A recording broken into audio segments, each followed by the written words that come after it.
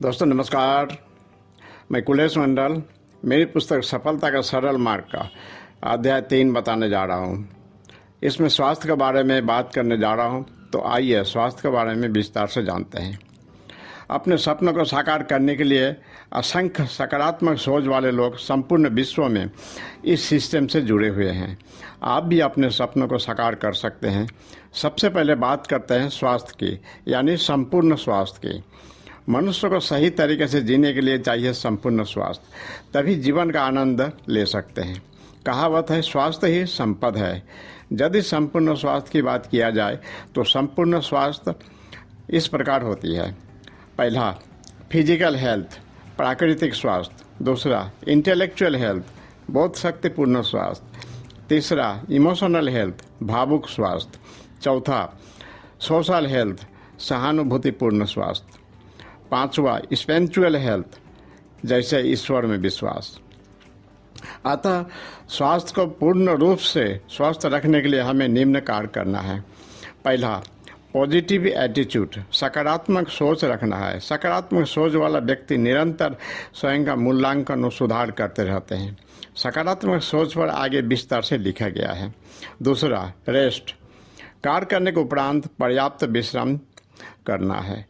विश्राम करने के उपरांत मस्तिष्क ज़्यादा शक्तिशाली हो जाते हैं और ज़्यादा कार्य करने की क्षमता बढ़ती है। याद रखें, नींद में आप आध्यात्मिक रूप से ऊर्जावान हो सकते हैं और ज़िंदगी में खुशी और जीवन शक्ति लाने के लिए पर्याप्त नींद जरूरी है।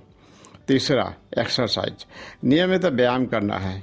व्यायाम से कष्ट जरूर होता है, पर उसी के द्वारा शरीर सुगठित एवं पुष्ट होता है। अंग अंग में शक्ति भर जाता है। सात्विक परिश्रम से आत्मा की सद्वृत्तियाँ पुष्ट और प्रबल हो जाती है। इससे मनुष्य कर्मठ दक्ष बनता है, जल्दी पौरता नहीं आती है। स्वामी विवेकानंद के पास एक लड़का आया और स्वामी जी से बोला, स्वामी जी मुझे गीता के बारे में बताए, गीता के बारे में जानकारी चाहता हूँ। स्वामी जी लड़के से बोले, अभी जाओ 15 दिन फुटबॉल खेलो तब आना। लड़का आश्चर्यचकित होकर स्वामी जी से बोला, मुझे गीता के बारे में जानकारी चाहिए, इसमें फुटबॉल खेलने से क्या मतलब। तब स्वामी जी बोले, जब तक तुम्हारी शरीर सबल यानी शक्तिशाली नहीं होगा तब तक गीता के संबंध में ज्ञान अर्जन नहीं कर सकते। उसी तरह से कोई भी कार्य करे, शरीर शक्तिशाली होना आवश्यक है। अतः व्यायाम के बिना अच्छी स्वास्थ्य की कल्पना नहीं कर सकते हैं। बैलेंस डाइट, संतुलित आहार लेना है। संतुलित आहार हमें निम्न प्रकार मिलता है। बैलेंस डाइट यानी फूड, भोजन हमें 2 भागों में मिलता है। पहला, मैक्रो, बृहत, प्रोटीन, कार्बोहाइड्रेट, फैट। दूसरा, माइक्रो, सूक्ष्म, मिनरल और विटामिन। प्रोटीन, कार्बोहाइड्रेट, फैट हमें मिलता है गेहूं, चावल, दालें, मीट, मुर्गा, मछली, सोयाबीन आदि से। मिनरल और विटामिन हमें खासतौर पर ताज़े फल और सब्जियों से प्राप्त होता है। वो कई और स्रोतों से भी मिल सकता है। पोषक तत्व की कमी क्यों होती है? उपरोक्त सभी कार्य सही तरीके से नहीं करते हैं, सही मात्रा में पोषक तत्व नहीं लेते हैं, तो आगे चल कर के कई शारीरिक परेशानियों का सामना करना पड़ सकता है। वर्तमान समय में संपूर्ण स्वास्थ्य की बातें तो दूर की बातें हैं, स्वस्थ रहना ही बहुत बड़ा समस्या हो गया है। सर्वेक्षण बता रहा है, खाने में अनाज के साथ हम काफ़ी मात्रा में रासायनिक खादों साथ में कीटनाशक खाते हैं। फल सब्जी कई दिनों का रखा हुआ खाते हैं, इसमें भी काफ़ी मात्रा में रासायनिक खाद व कीटनाशक होता है। खाने के सामान में काफ़ी मात्रा में मिलावट हो रहा है। भोजन करने की आदतें अनियमित हो गया है। इस कारण पोषक तत्व बहुत कम मात्रा में मिलता है। पुराने ज़माने में लोहे के बर्तन में चूल्हे पर हाथ से पिसा हुआ आटा खाते थे।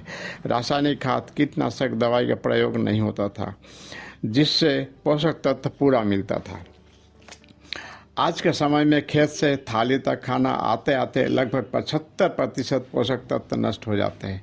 विश्व स्वास्थ्य संगठन के अनुसार हमें 90% पोषक तत्व प्रतिदिन चाहिए, जिसमें 45 प्लस अनिवार्य है। परंतु वह भी हमें नहीं मिलता है। हवा पानी दूषित होता जा रहा है, फैक्ट्रियाँ, गाड़ी का धुआं बढ़ती जा रही है, सीवर का पानी फैक्ट्री से दूषित केमिकल सीधा नदी में जा रहा है, हमें शुद्ध पानी पीने के लिए नहीं मिल रहा है। घर के कूड़ा करकट, प्लास्टिक आदि बाहर फेंक दिया जाता है, वह गर्म होकर ओजोन परत को नुकसान पहुंचा रहा है।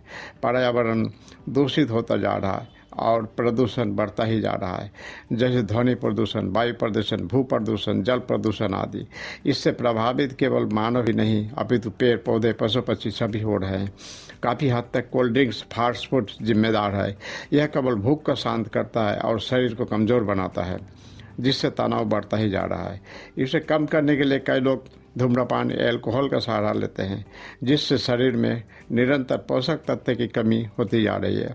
इस कारण दिन पर दिन बीमारियां बढ़ती ही जा रही है, जैसे मधुमेह, दमा, हृदय रोग, ब्लड प्रेशर, कैंसर, किडनी समस्या, लकवा, पार्किंसंस, थायराइड, चेहरे पर झुर्रियाँ, कब्ज, लीवर और हाथी की समस्या, मोटापा, गठियावात, चर्म रोग, साइनस, अल्सर, नर्वस सिस्टम, बवासीर, माइग्रेन, एनीमिया, प्रोस्टेट समस्या, छोटी उम्र में चश्मा लगना, बालों की बीमारी, आँखों की बीमारी, दांतों की बीमारी आदि। और एक बार बीमारियाँ लग जाने पर दवाई खाने के बावजूद बीमारियाँ पीछे नहीं छोड़ती है। दोस्तों, अध्याय 3 यहीं समाप्त करते हैं। इसके आगे अध्याय 4 अगले वीडियो में बताएंगे। आपको पसंद आया हो तो वीडियो को लाइक, कमेंट, शेयर जरूर करें। धन्यवाद। जय हिंद, जय भारत।